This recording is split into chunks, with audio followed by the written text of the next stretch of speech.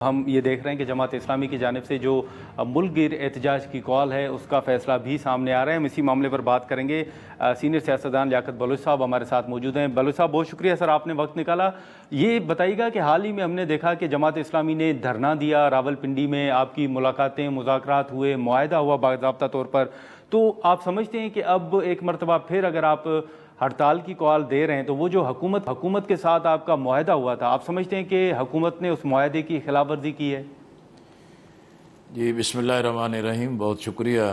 جیسے آپ نے کہا کہ بھی جماعت اسلامی نے دھرنا دیا اور یہ دھرنا عوامی مطالبات عوام کے ریلیف کے لیے تھا. یہ جماعت اسلامی کا اپنا ایجنڈا یا اپنے مفادات یا اپنی کوئی ترجیحات نہیں تھی. عوام جو بجلی کے بلوں سے، پٹرول کی قیمتوں سے، تنخواہ دار طبقہ اضافی ٹیکس سے، تاجر، دکاندار، ایکسپورٹرز جس طریقے سے بوجھ تلے دبا ہوا ہے، اور آئی پی پیز کا جو عذاب ہے وہ ملک کے لیے ایک بڑا کینسر اور بڑی تباہی بن رہا ہے، اس پر ہم نے آواز اٹھائی. اور پھر مذاکرات ہوئے. مذاکرات کے بعد معاہدہ ہوا اور معاہدے میں یہی طے پایا کہ بھی 45 دن کے اندر آئی پی پیز کا جو معاملہ ہے وہ ٹاسک فورس کام کرے گی اور اس کی نظر ثانی اور جانچ پڑتال کی جائے گی اور عوام کے ریلیف کے لیے موجودہ فسکل پوزیشن میں چیزوں کو تلاش کیا جائے گا. اور ہم نے یہ بات بھی واضح کر دی تھی کہ ایسا نہیں ہے کہ بھی ہم اس تحریری معاہدے کے بعد اس دھرنے کو ختم کر رہے ہیں. ہم نے کہا یہ ہم مؤخر کر رہے ہیں، لیکن ہم پورے ملک میں عوام کو متحرک رکھیں گے اور مسائل کے حل کے لیے جدوجہد کو جاری رکھیں گے. اس لیے پنڈی میں، پشاور میں، لاہور میں، ملتان میں جلسے ہوئے ہیں اور اب 28 اگست کے لیے تاجروں نے، صنعت کاروں نے، صارفین نے ملک گیر ہڑتال کا اعلان کیا ہے. وہ اس وجہ سے ہے کہ بھی لوگ جانتے ہیں کہ حکومتیں جب مشکل میں ہوتی ہیں تو معاہدے کر لیتی ہیں، پھر معاہدوں کو بھول جاتی ہیں، مکر جاتی ہیں یا اپنا راستہ اختیار کرتی ہیں. آپ نے دیکھا کہ جیسے نہیں تو سر آپ سمجھتے ہیں کہ معاہدے کی خلاف ورزی ہوئی ہے اس سطح پر؟ میرا خیال ہے کہ بھی ابھی تو باقی 37 دن باقی ہیں، لیکن ہم نے معاہدے میں یہ تحریری طور پر بھی ان کو آگاہ کیا تھا کہ اس کا مطلب یہ نہیں ہے کہ ہم اپنے احتجاج کو ختم کر دیں گے یا بند کر دیں گے. ہمارا یہ احتجاج بھی جاری رہے گا، جلسے بھی جاری رہیں گے. حکومت چاہے گی تو ہم دوبارہ مذاکرات بھی کریں گے.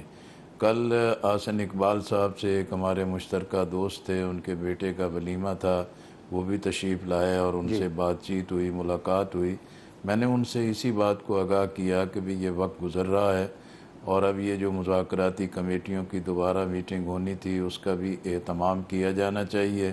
اگر حکومت ایک روایتی سرد میری اور لا تعلقی کا مظاہرہ کرے گی تو یہ عوام بفریں گے، یہ لاوا پھٹے گا اور پورے ملک میں سے کارواں اسلام آباد کی طرف روانہ ہوں گے اور اس صورتحال کی ذمہ دار تو پھر خود حکومت ہوگی.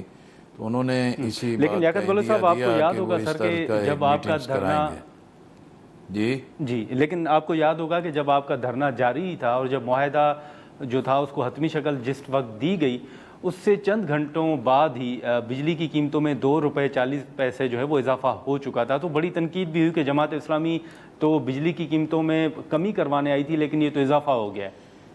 میرا خیال ہے کہ یہ ایک غلط چیز کو جوڑا گیا ہے.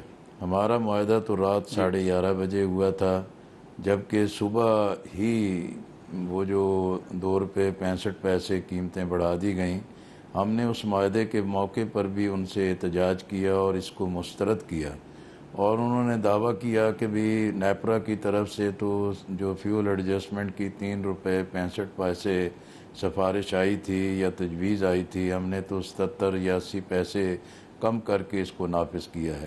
لیکن وہ اضافہ ہوا، ہم نے اس کی مذمت کی، اس کو مسترد کیا، لیکن اس کی انہوں نے وضاحتیں کی. لیکن وہ چیزیں معاہدے سے پہلے ہو گئی تھی.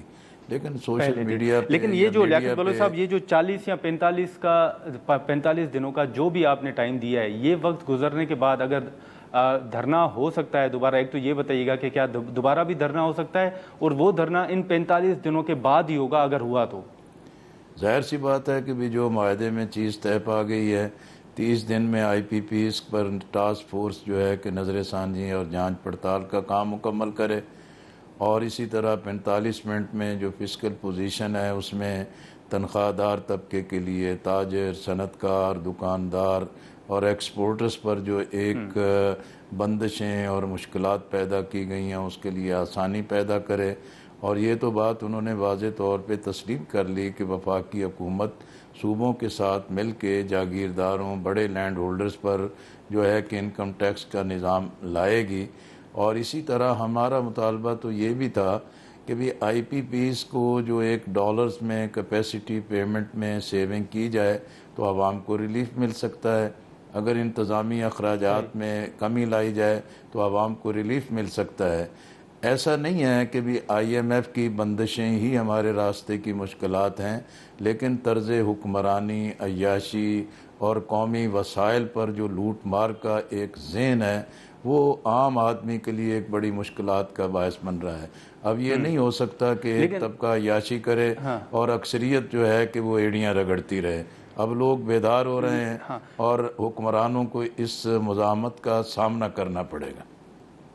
لیکن لیاقت بلوچ صاحب، اس وقت اگر آپ صورتحال دیکھیں تو وہ تحریک انصاف کے اوپر بڑی تنقید ہو رہی ہے. فیض صاحب کی گرفتاری کے بعد بھی ایک نئی جو چیزیں ہیں وہ سامنے آ رہی ہیں.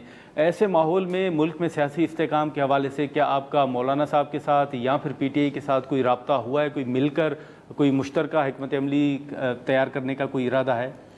دیکھیں، گزشتہ دنوں اسلام آباد میں ہی ایک عشائیے پر نشست ہوئی تھی اور اس میں مولانا فضل الرحمان صاحب بھی تھے، بیرسٹر گور صاحب بھی تھے، محمود خان اچکزئی صاحب بھی تھے اور دیگر رہنما بھی تھے، ہم بھی تھے. ہم نے بھی پورا موقف اپنا پیش کیا.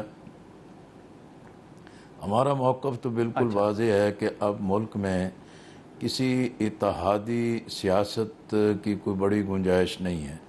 لیکن یہ بات عملاً اپنی جگہ موجود ہے کہ بھی سیاسی بحران کے خاتمے کے لیے سیاسی قیادت کو ہی اپنا کردار ادا کرنا ہے.